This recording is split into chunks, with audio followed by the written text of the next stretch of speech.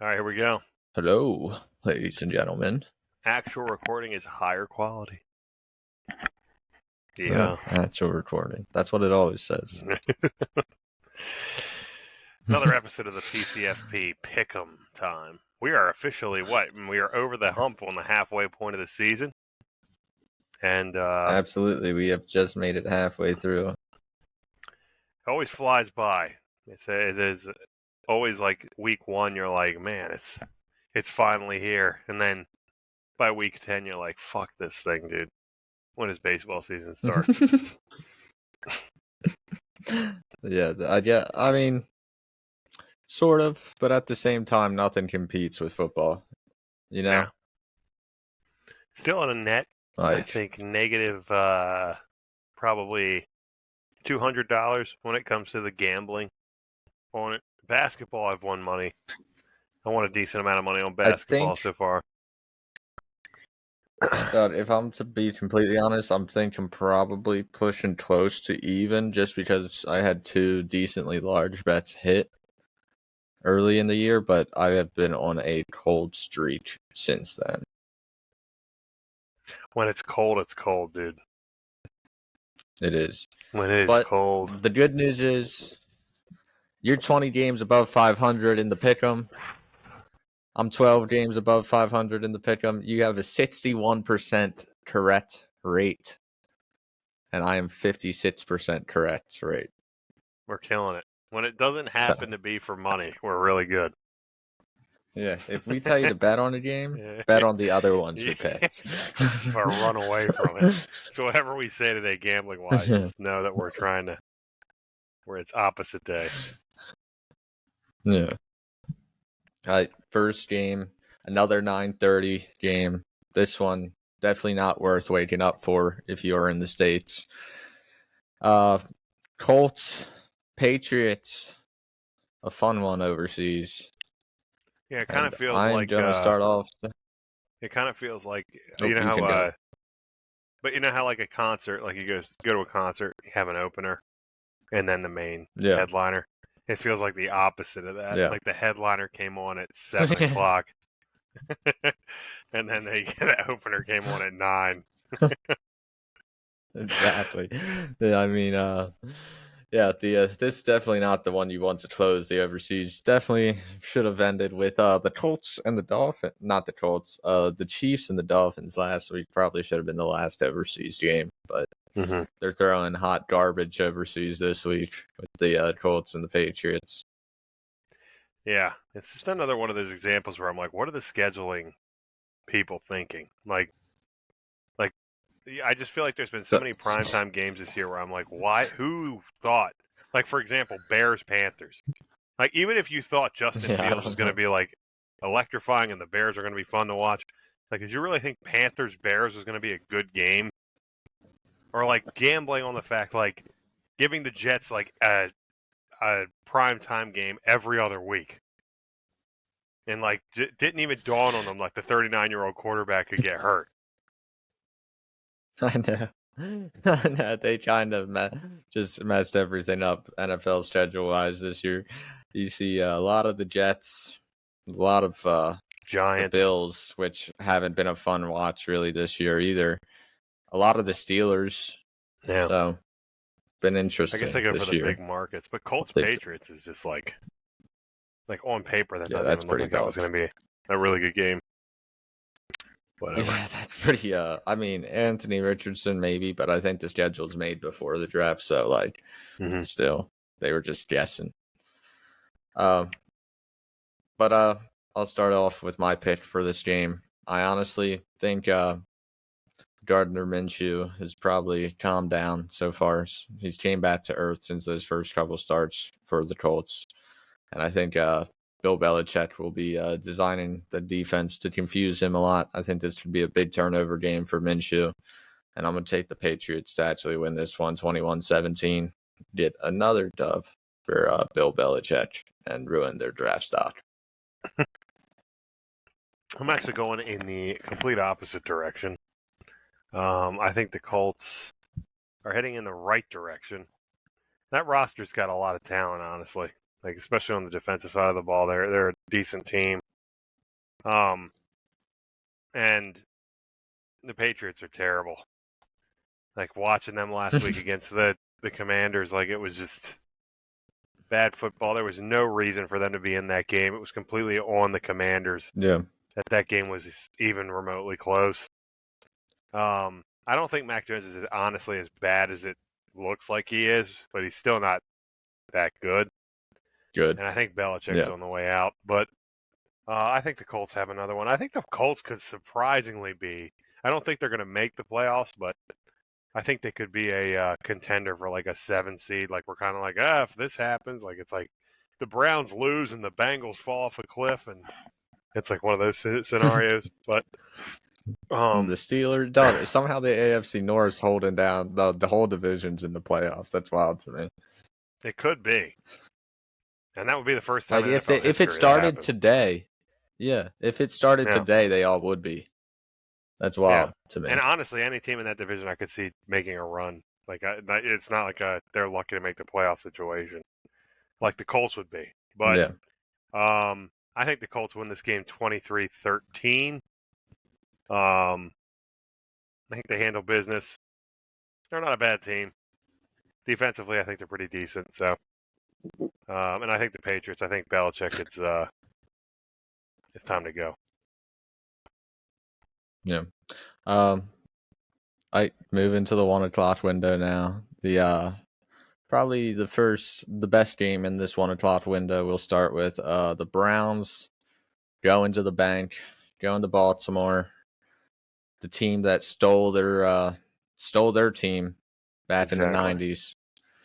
Whole lot of Let's see. ancestral stuff going on in the AFC North. Yeah, exactly. I'm gonna stick with my trend of picking against the Ravens. I think I've done it maybe the past 3 times they've had a team against 500 go into Baltimore. So I'm gonna just roll with the Browns again. I think the Browns defense is one of the few. I know they couldn't do it earlier this year, but I think the Browns were just at a different place when they played them earlier. They just lost Deshaun, so. And Deshaun's coming back. As long as he plays all right, I think they can win this game. Like I was saying, the Browns defense is one of the few defenses equipped with the speed to contain Lamar, I think.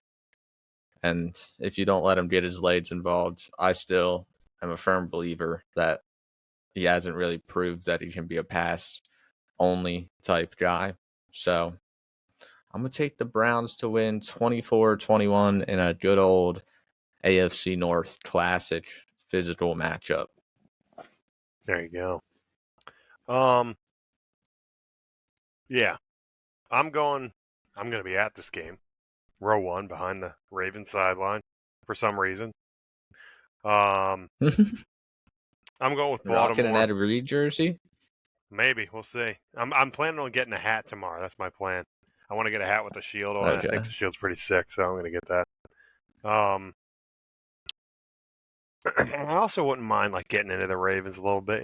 I always say that. It's like I like that. It's obviously I'm a big O's fan, but like there's something about like I never have that really of like being a fan of teams that are all in different fucking cities.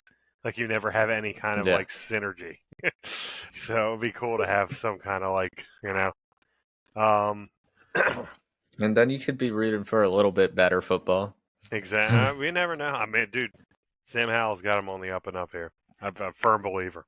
Yeah, I mean the Commanders are on the up and up, but just for the here and now, I'm saying. Oh yeah. Until this week, maybe. Wink, wink, nod, nod. Yeah, I'm gonna go with the Ravens. Baltimore, for whatever reason, is like a slaughterhouse these days. They've now destroyed 2 good teams coming in there.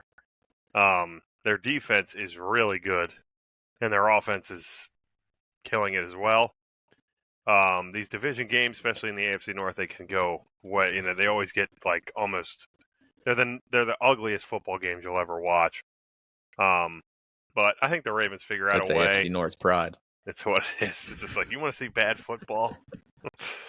You want to see people just running into each other and You want to mistakes see a left and right. fumble at the 5-yard line. You want to see a blocked kick at the 20-yard line. You want to see a fumble at the 5-yard line, then a pick the next play. You want to see third-string quarterbacks. You want to see Exactly. Duck Hodges We love it. competing for a playoff spot. Yeah, exactly. Just nothing made sense in the North. Now, you want to see PJ Tucker trying his fucking hardest to lose a game against the best team in football, while they're like the defense is just doing everything to stop them. Exactly. But back to my point, I think the Ravens win this game. 21-10 is my call. I'm not a believer in Deshaun Watson. I think he's kind of cooked career-wise, to be honest. Yeah. Um, He had one solid game this year and then got hurt. yeah. But like even like after that, like there's been kind of like questions about how hurt he actually was, if he could have played through what he was actually, dealing with.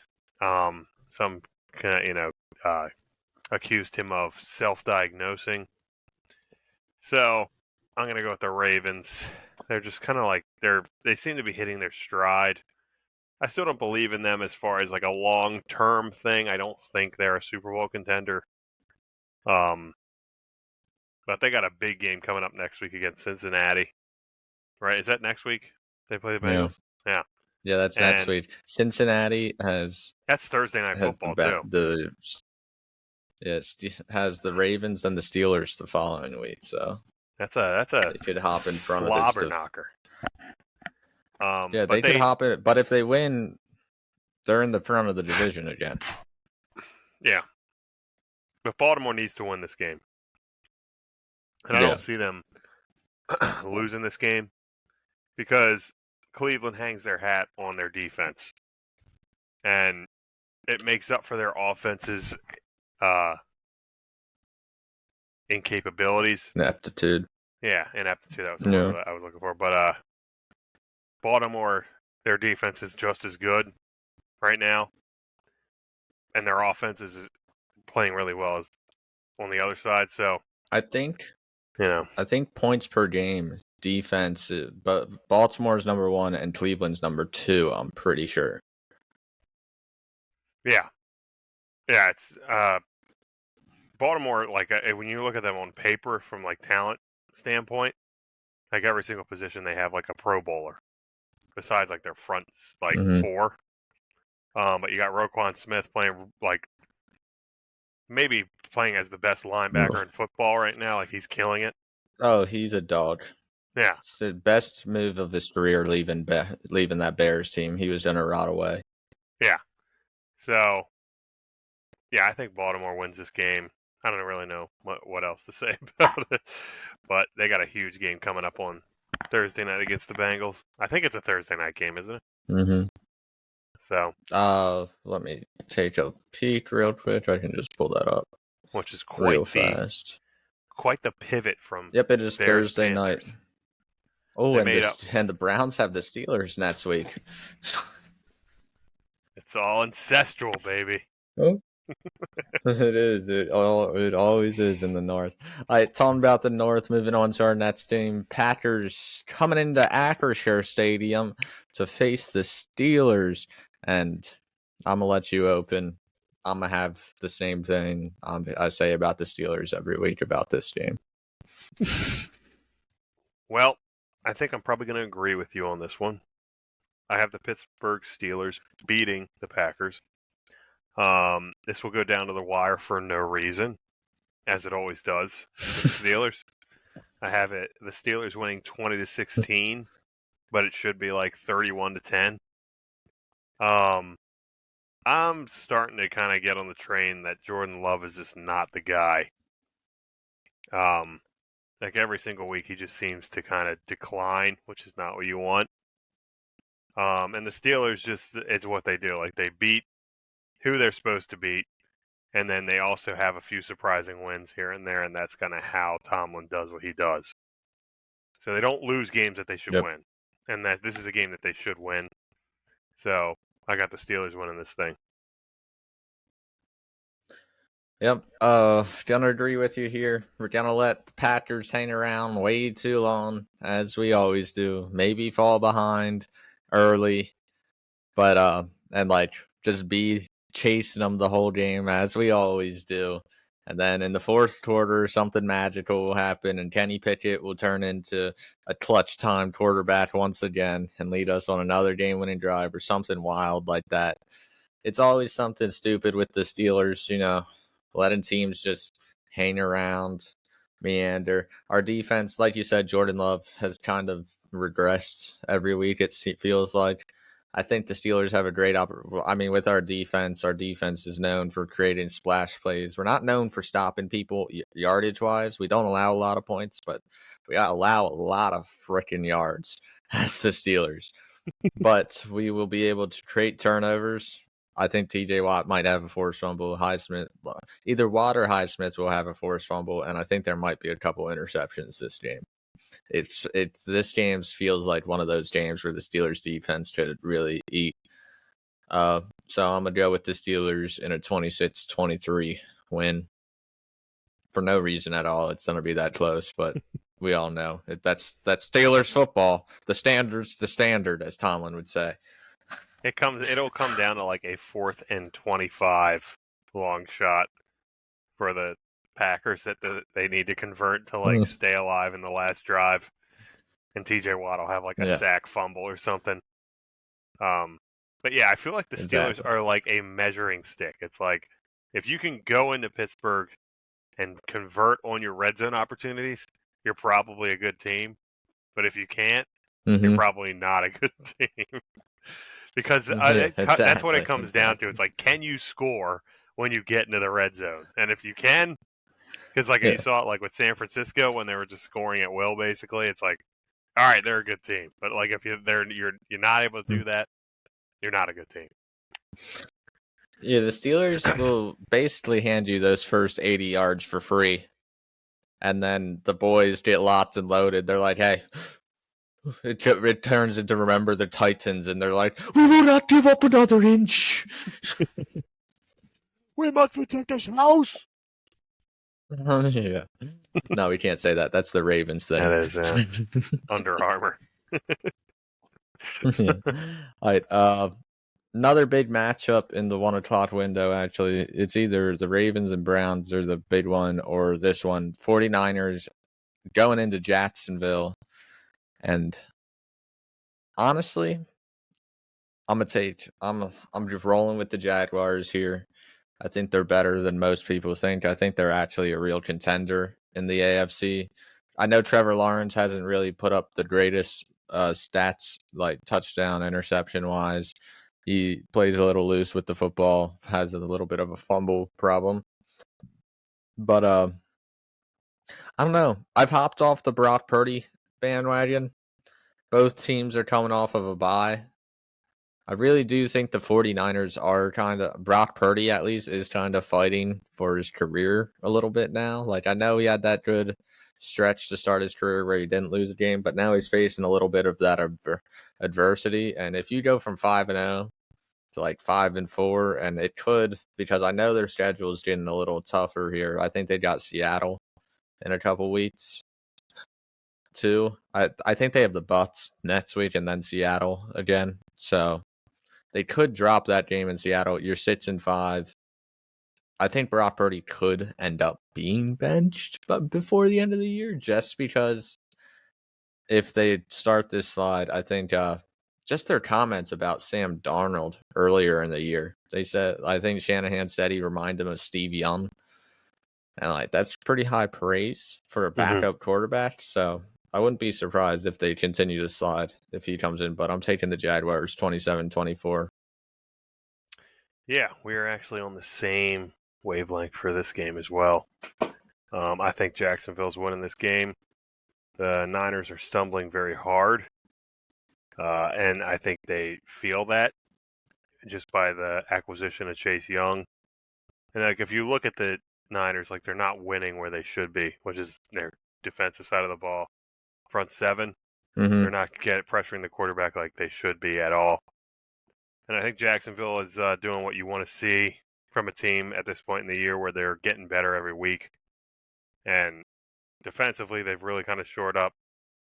I have a lot of faith in Trevor Lawrence. I think him and Calvin Ridley are only going to get better as the year goes along. And he's got such a great supporting cast around him. Doug Peterson, I have all the faith in the world in him that he's going to be able to figure this thing out. And I do think, Jacksonville, I think, is a Super Bowl contender. As you said, I think Sam Darnold might make an appearance this week because I think if this game is close, which it will be, and their offense is struggling in the first half, I could see the Niners going to Darnold in the second half to see what it looks like. Now, they kind of made their bed in this situation where they kind of went into this season thinking that their roster was good enough that they didn't need, like, stellar quarterback play. They just needed to hold them over. Obviously, injuries change that. They're getting healthier again, so we'll see what happens. But Jacksonville, like I said, their defense is really good, and they're getting better. Offensively, they're starting to click. It's in Jacksonville, which kind of made the difference for me a little bit. I think they win that game 24-14. The Jags mascot's going to careen himself off the top of the stadium in nothing but a thong, as he does. Love that guy. I see the Jags winning this one. We both have the curse of the fuck Dallas shirt continuing. They're 0-3 ever since the fuck Dallas shirt was worn. All right, what's our next one? Saints at Vikings. I think this is going to be a surprise shootout a little bit here. The Saints offense has been picking it up. But my boy Josh Dobbs, former Steeler Josh Dobbs, love that guy. A former Texas Longhorn, right? Or Tennessee. Tennessee. Was it Tennessee or Texas? Yeah. Tennessee?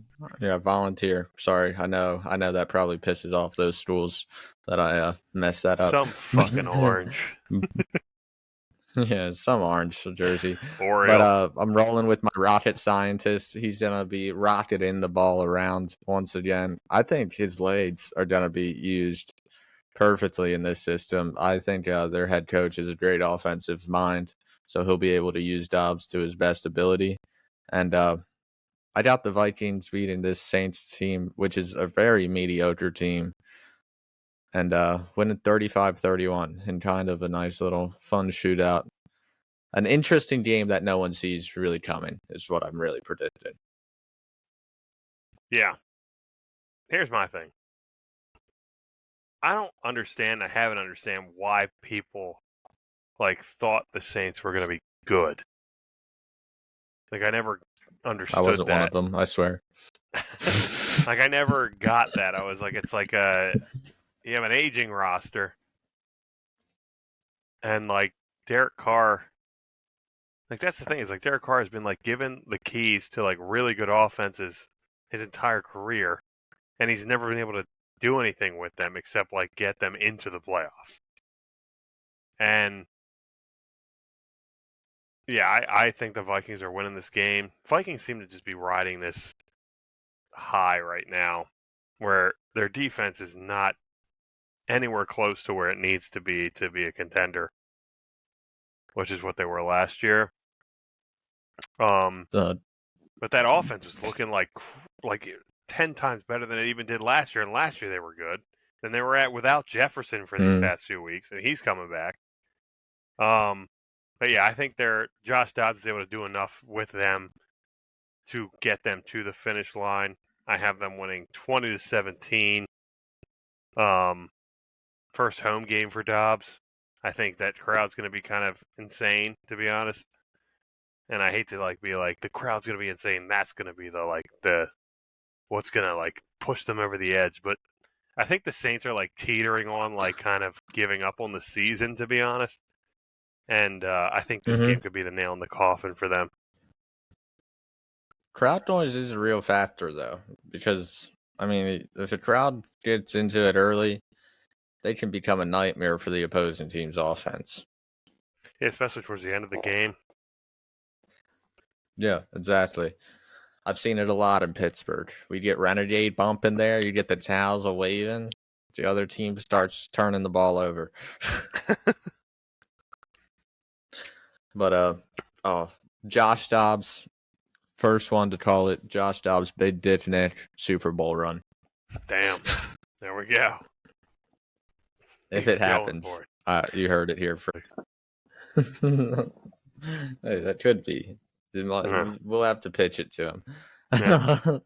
Texans at Bengals. Another one that I think is going to be a really fun game. I think this is going to be another one of those Texans shootout type games. And honestly, I'm going to shock a couple people here. I'm going to shock our big viewership here. Texans are going to win this game 38-35. I'm trusting CJ Stroud. He hasn't made any major mistakes yet this year. I think he's going to continue it. I think it's just a fact at this point that CJ Stroud is the next big name quarterback in the league. I think he's on that pace right now. He's going to win. You can make the argument he's in the MVP race already in his rookie season. And I mean, that team, no one really expected them to be much. I don't think they really have that much talent on offense. I mean, they have a couple receivers, but I feel like they'd either be number 2s or number 3s most other places, They're like throwing to Noah So, Brown on a consistent basis. That's never a good sign. yeah, Tank Dell is like the Nico highlight of Collins. their offense. Yeah. Yeah, so I think but I think CJ Stroud's able to do it again. Gets his first ever big staple win of his career here in a 38-35 shootout with another late game heroics from him. Yeah, I've been very impressed with the Texans. They seem to do everything the opposite of what I think they're going to do. Like when I pick them, they lose. When I pick against them, they win. So that means exactly. they're probably going to win this week because I picked the Bengals. Bengals are hitting their stride right now. That's what I like to hear. Bengals are hitting their stride right now. Joey B and company look like they were right where they need to be last week against the Bills. Depends on your opinion of the Bills, I guess, as to how big of a win that was last week for them. But I do kind of agree with you that I think it'll be a little bit of a duel at the beginning between Stroud and Burrow.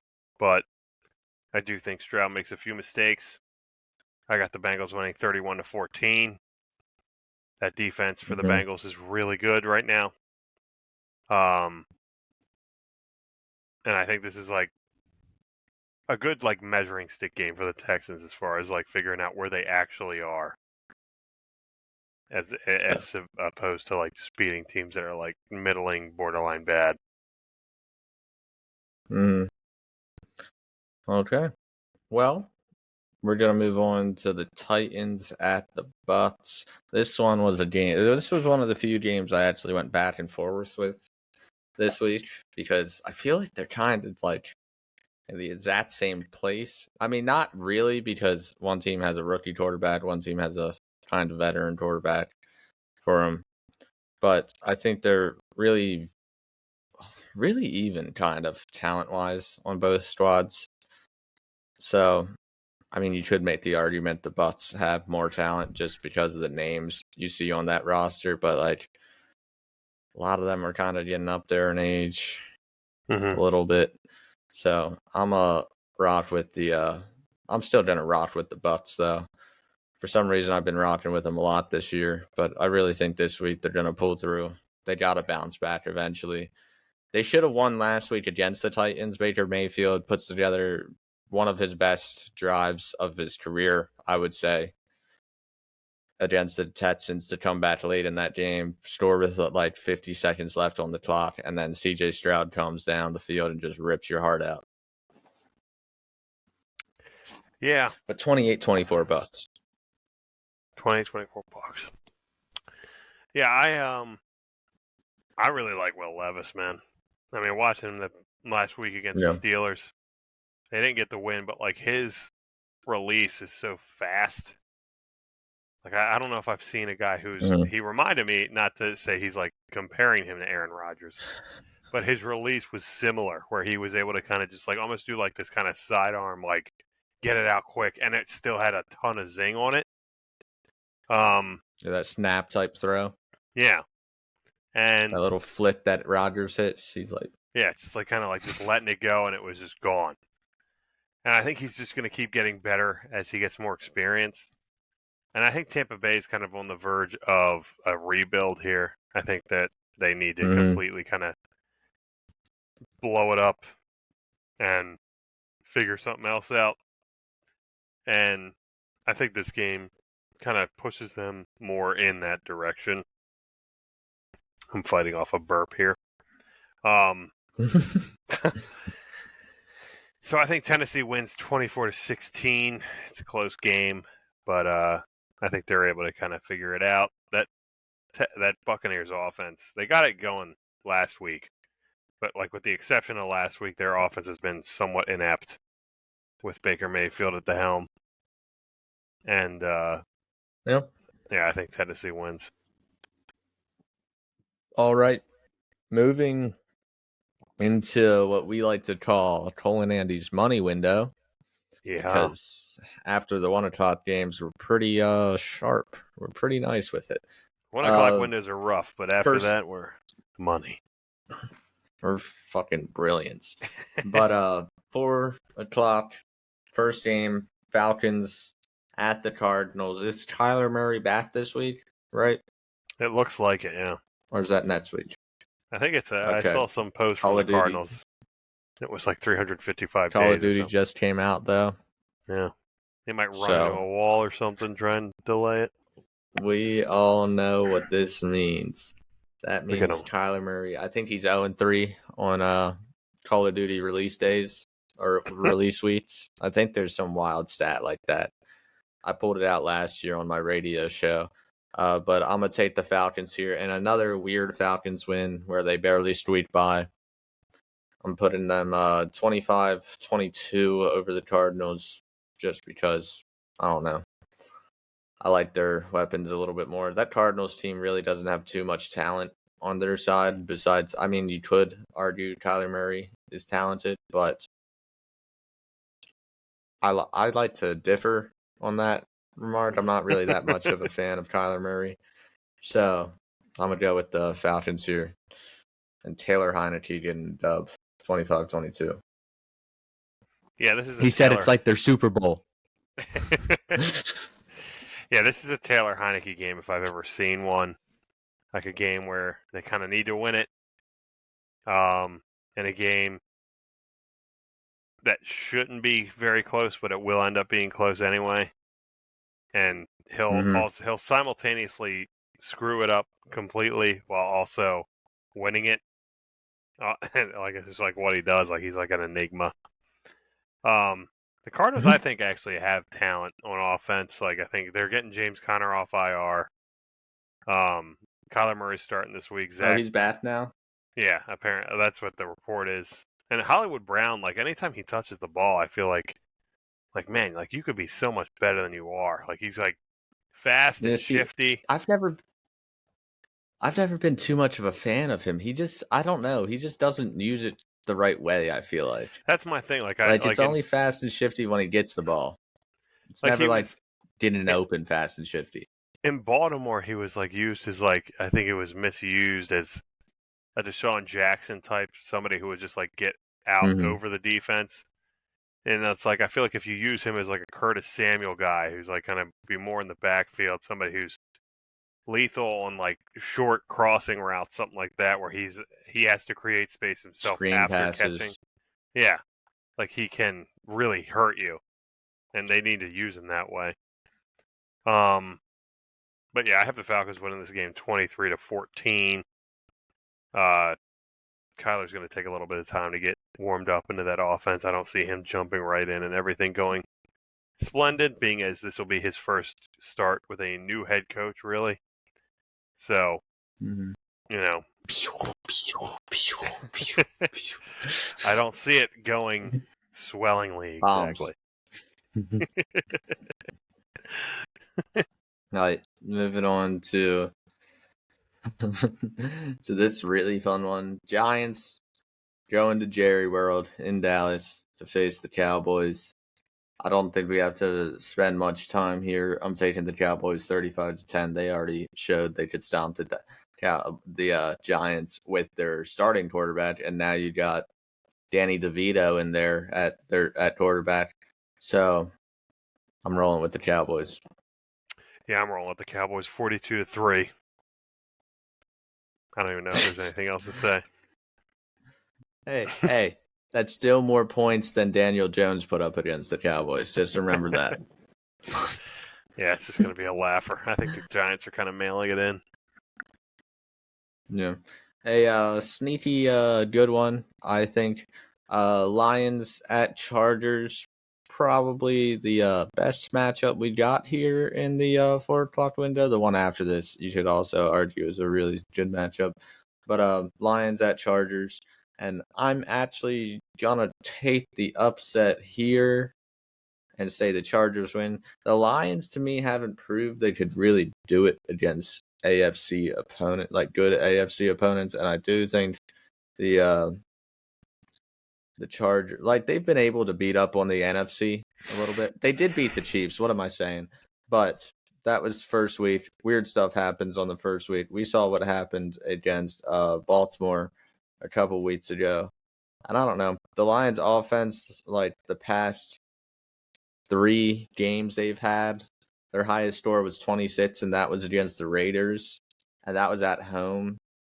They only put up 20 points against the Bucs on the road and 6 against the Ravens on the road. So I think this Chargers team will actually surprise us this week. The talent will look. I hate rolling with Brandon Staley because he always finds a way to fuck it all up, but I'm going to roll with him this time. Chargers 27-21 over the Lions. Well, with all that said, I'm going with the Lions. I think the Chargers have been playing past 2 weeks. They played bad teams on prime time, and they still have not exactly struggled against those teams, but they haven't exactly been like these rowdy Dominant beatdowns. wins. Yeah, like they Yeah. they have tried to lose each of these games, and like the other teams are just so bad. There was no way of them actually winning it. And I think the Lions are a good team, and they'll beat the Chargers. Like Chargers are just so underperforming, and it's just so frustrating. And I think they're going to miss the playoffs this year. Like I think the AFC is just too strong. I got the Lions winning this game 31-13. And they're able to performance from the Lions. And it's just kind of, I just don't believe in the Chargers very much right now. After what I've seen, even though they won both of those games, I just didn't see games where I was like, that team is definitely the better team. It was more so the other team was just like, that's a bad team. Yeah. Okay, moving on to your team this week. Commanders at the Seahawks. I'll let you open this one up. Yeah, Commander Seahawks, huge game. Not exactly a must-win game for the Commanders, but it's one of those games that they would really, really like to win, especially with the upcoming schedule that they have after the Giants next week. I think the Commanders pulled this one out. I think Geno Smith has been struggling. I don't think he's been himself, or at least him from last year, this season. I think he's got 9 touchdowns, but he's also got 9 interceptions. If the Commanders are able to keep him in the pocket, I think they should be able to win this game. Sam Howell, it's a big part of putting together a 3rd consecutive week of really solid play. And Eric Bieniemy being able to plan for a 3rd straight week in a very solid fashion. And on top of all that, I don't know if it's really related or not, but Ron Rivera in the month of November since his time here in Washington, has absolutely owned this month. Like, his record is like absurd in the month of October or November. And he's just able to get his teams to rally from the midway point into the later in the year. And if the Commanders want to show that they are anything remotely resembling a playoff contender, they need to win this game. So I got the Commanders winning this game 24-20. Seattle has been very as sporadic as we have been. And Washington plays well in Seattle for some reason. So, yeah. Yeah. Seattle has been sporadic. The Commanders are also a little sporadic in their play. The ups and downs of every game, it feels like, with them. But I don't know. Seattle secondary is just really good, and I feel like Sam Howell could make a couple mistakes in this game. I also feel I'm leaning Seattle also because it's in Seattle. If it was in Washington, I would probably go with the Commanders. This was another coin flip game for me. I think both teams are kind of in similar spots, even though their record really isn't the same. But I'm going to go with Seattle 28-25 in a weird one. But it should be fun. I hope the Commanders win. I think Geno Smith is got a little overrated after last year. Now the good old midnight has struck and he's turned back into a pumpkin a little bit. Yeah, it hasn't been the greatest year for him. I wish him the best, but not this week. Yeah, I get that. All right, Sunday Night Football, into our primetime games of the week. And this one will be so much fun to watch Sunday night. This is really worth staying up to till close to 12. Jets going to Las Vegas, gambling their money away to play the Raiders. And this is going to be a bounce back game for the Jets. I feel like this is an easy pitch and catch for the Jets right here. Like, your defense should be able to clamp down that rookie quarterback or is it a rookie? What is Aiden O'Connell? What is his name? Aiden O'Connell. Yeah, I think he hasn't really shown anything in his couple starts so far. I know they caught a dub with him last week, but I felt like that was more off the just momentum of getting rid of your terrible head coach Josh McDaniels. But I think they'll come back down to earth a little bit here. That Jets defense, I still have hold in high regards, even though they've been slacking a little bit lately. But I think they'll be able to force a couple turnovers from O'Connell and force him into a couple bad decisions and just be able to keep Zach Wilson in the game long enough to catch a dub. And I think they win 20-17.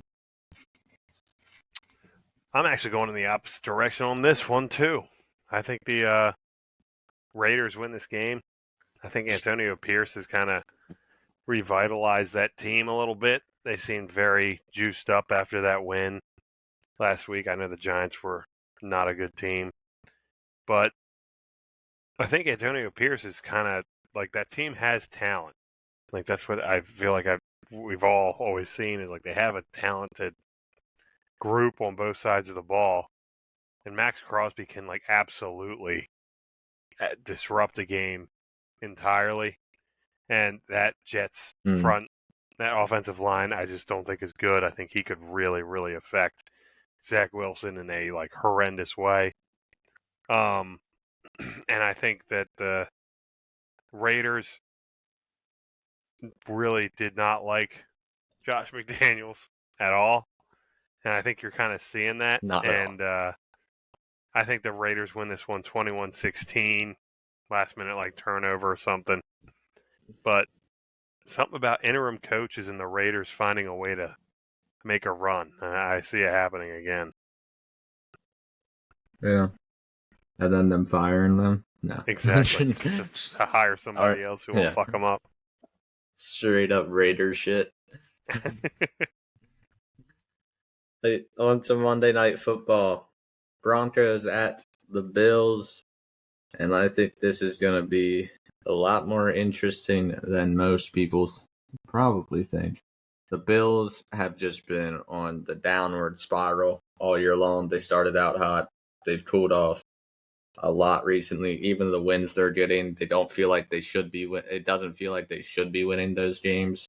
Feels like they kind of just snuck up out of there and somehow just foolishly what word am I looking for? I can't find it, but they just fall into wins somehow in some games recently. And when they've lost to I feel they lost. Who did they lose to recently? Oh, the Patriots. They lost to the Patriots recently, which was a really bad loss. They lost to the Bengals.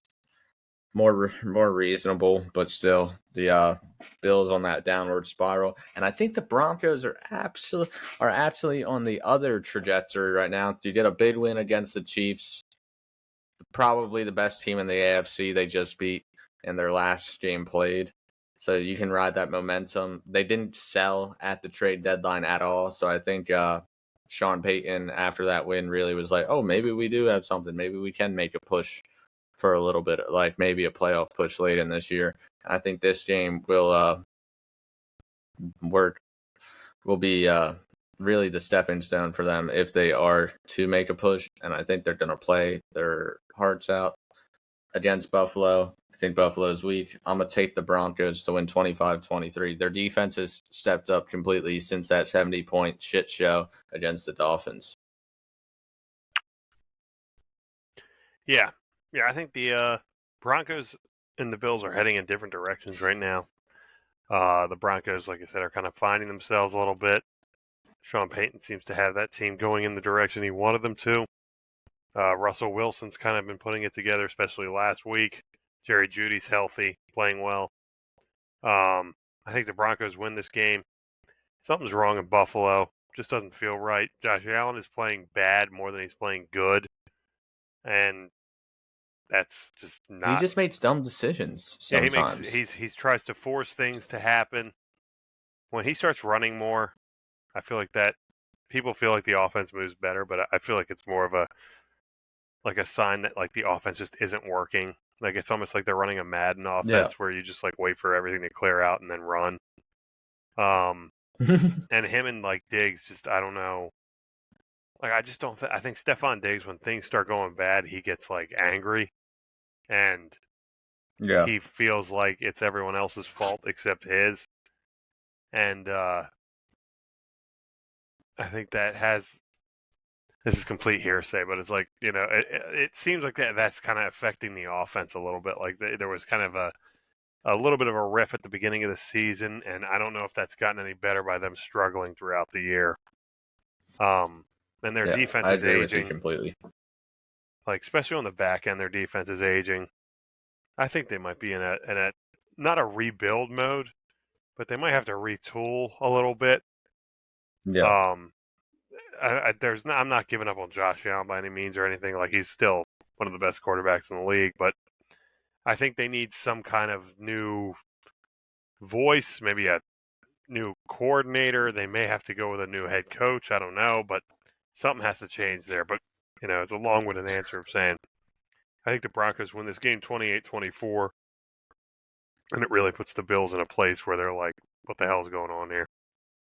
See, I've always compared Josh Allen to a more agile Big Ben.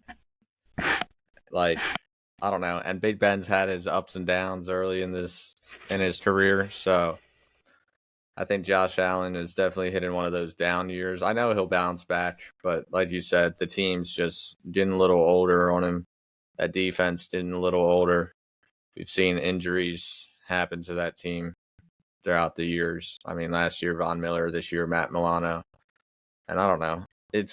People have put a lot into Von Miller coming back and changing that pass rush and making them way better on defense. But like, how much can like that old of isn't he like 35 or something now? He's like 33, 34 or something like that.